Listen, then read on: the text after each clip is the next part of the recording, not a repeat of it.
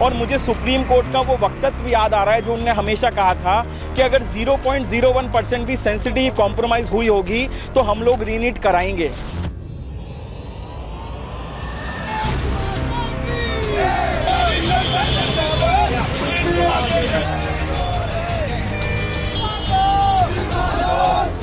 कि जो 25-30 हज़ार वो बच्चे जो डिज़र्व नहीं करते हैं, उनने 16-16, 18 घंटे पढ़ने वाले मिडिल क्लास गरीब के बच्चे की सीट मारी है। हम समझते हैं कि एनटीए अपने क्राइम्स को छुपाने के लिए, अपने डिस्क्रिपेंसीज को, गलतियों को छुपाने के लिए स्टेटमेंट्स को बदलवाया है।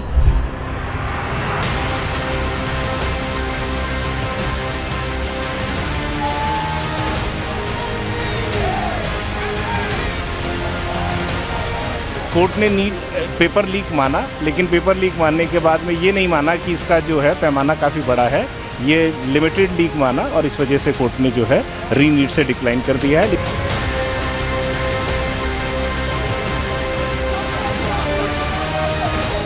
कह रहा है कि छोटी चोरी हुई है, बड़ी चोरी नहीं हुई है। अगर एक छोटा सा गुनाह होगा तो उसकी सजा नहीं मिली जाएगी।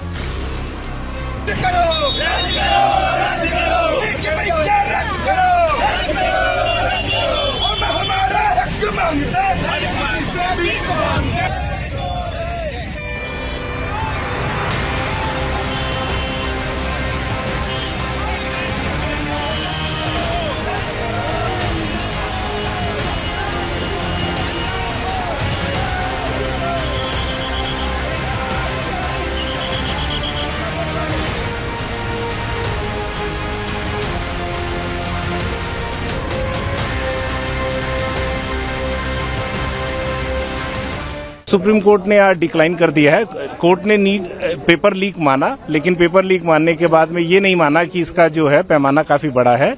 ये लिमिटेड लीक माना और इस वजह से कोर्ट ने जो है री नीट से डिक्लाइन कर दिया है। लेकिन कोर्ट ने एक आदेश फर्दर दिया है कि अगर कोई बच्चा इन्वेस्टिगेशन के दौरान, क्योंकि अभी इन्वेस्टिगेशन चल रही है, और अगर इन्वेस्टिगेशन के दौरान अगर कोई छात्र आइडेंटिफाई होता है जो इस किसी इलीगल और मीन्स का से बेनिफिटेड होता है, तो उसको भी बाहर निकालने के परीक्षा के लिए आदेश करा है। आज माननीय सीजीआई साहब एक ऐतिहासिक फैसला सुना सकते थे। अगर आपको 24 लाख लोगों को रीनीट में नहीं डालना था, आपको क्वालिफाइड 13 लाख बच्चों को नहीं डालना था, आप कम से कम टॉप 2 लाख बच्चों को डाल देते। वो 2 लाख बच्चों में ही तो मुन्ना भाई MBBS थे। हम यही तो पहले दिन से कह रहे थे कि जो 25-30 हज़ार वो बच्चे जो डिज़र्व नहीं करते हैं, उनने 16-16, 18 घंटे पढ़ने वाले मिडिल क्लास गरीब के बच्चे की सीट मारी है। आज अगर सीजीआई साहब चाहते तो एक ऐतिहासिक फैसला देते। आज मैं बहुत ही दुखी हूं क्योंकि हम लोग 8 तारीख से सीजीआई साहब की और सुप्रीम कोर्ट की याचना में थे, और मुझे सुप्रीम कोर्ट का वो वक्तव्य याद आ रहा है जो उन्होंने हमेशा कहा था कि अगर 0.01% भी सेंसिटिव कॉम्प्रोमाइज़ हुई होगी तो हम लोग रीनीट कराएंगे। मुझे आज बहुत दुख हो रहा है कि किस बिहाफ पे आपने 155 लोगों को रेड हैंडेड पकड़ने के बाद भी आज आपने 24 लाख परिवारों का दिल तोड़ दिया। हमने पिटीशन फाइल की थी। काफ़ी सारे स्टूडेंट्स की तरफ से हमें कंप्लेन आए। जो टॉपर स्टूडेंट्स थे 690, 673 इस किस्म के स्कोर करने वाले स्टूडेंट्स की तरफ से भी पिटीशंस आए। तो आज जो जजमेंट आया है वो बेशक रीनीट के ख़िलाफ़ आया है कि स्टूडेंट्स को ई एग्ज़ाम कंडक्ट करने के ख़िलाफ़। हम लॉ एंड ऑर्डर को मानने वाले लोग हैं, हम इस जजमेंट का एहतराम करते हैं, पर हमारे कुछ डिसअपॉइंटमेंट्स है जिसको हम रजिस्टर करवाना चाहेंगे। पहली चीज़ ये है कि सुप्रीम कोर्ट ने ये बताया था कि अगर हम सेग्रीगेट कर सक रहे हैं जो चीटिंग किए हैं, जो चीटिंग नहीं किए हैं उनको, तो हम जो है इसके ताल्लुक से जो है रीनीट कंडक्ट नहीं करेंगे। अगर सेग्रीगेट कर सक रहे हैं तो रीनीट नहीं करेंगे, सेग्रीगेट कर सक रहे हैं नहीं कर सक रहे हैं तो करेंगे। तो अभी जो सीबीआई ने आज अपना स्टेटमेंट रखा है उसमें एक चीज़ जो सीबीआई ने रखा है कि जितने भी लोगों को पकड़ा है उसमें से हेड जो कॉन्स्पिरेटर है उनको नहीं पकड़ा है।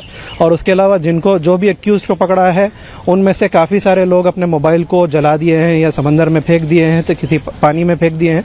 तो उनके मोबाइल से किन किन तक पहुंचे हैं वो चीज़ सेग्रीगेट नहीं हो सक रही है। उसके बावजूद सुप्रीम कोर्ट ने जो है फैसला दिया है कि ये जो है ब्रीच को हम आइडेंटिफाई नहीं कर सके हैं कि सिर्फ 150 लोगों तक पहुंचा है, यही सीबीआई ने आइडेंटिफाई करके दिया है। उसके अलावा किन तक पहुंचा है ये सेग्रीगेट करने में फेल हुआ है सीबीआई। उसके बावजूद जो है इसको दर्ज नहीं किया गया। और उसके अलावा दूसरी चीज़ ये भी रही कि सुप्रीम कोर्ट ने कहा था कि टाइमिंग ऑफ द जो ब्रीच है उसको भी हम कंसिडर करेंगे। अगर उसी दिन एग्ज़ाम के दिन होता है तो हम उसको कंसिडर ये करेंगे कि ज़्यादा बड़े लेवल पे ब्रीच नहीं हुआ है। मगर आज जो हमारे सामने बातें आई, सुप्रीम कोर्ट के सामने जो स्टेटमेंट्स आए, तो दो किस्म के स्टेटमेंट्स आए। पहला स्टेटमेंट वही एक्यूजेस का स्टेटमेंट रिकॉर्ड हुए जिसमें एक दिन पहले जो है ब्रीच होने के बारे में बताया गया। हम समझते हैं कि एनटीए अपने क्राइम्स को छुपाने के लिए, अपने डिस्क्रिपेंसीज को, गलतियों को छुपाने के लिए स्टेटमेंट्स को बदलवाया है। जो तमाम स्टेटमेंट्स, पहले स्टेटमेंट्स आप तमाम एक्यूज के अगर देखेंगे तो वो बताते हैं कि एक दिन पहले या 2 दिन पहले जो है ब्रीच हुआ है।